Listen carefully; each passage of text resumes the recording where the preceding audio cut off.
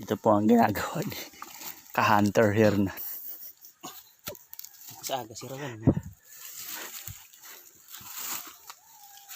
Gumagawa ng bitag. Dito daw naglalagay ang mga baboy ramo.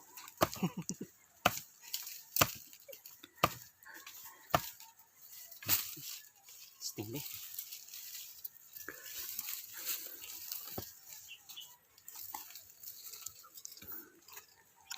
Hindi kaya tawanan maputol ang baboy ramo.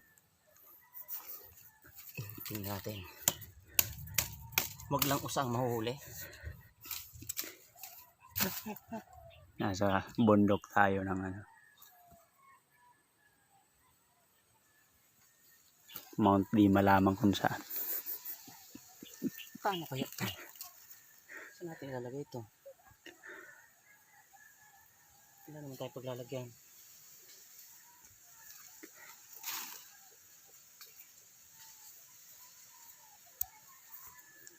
Pos.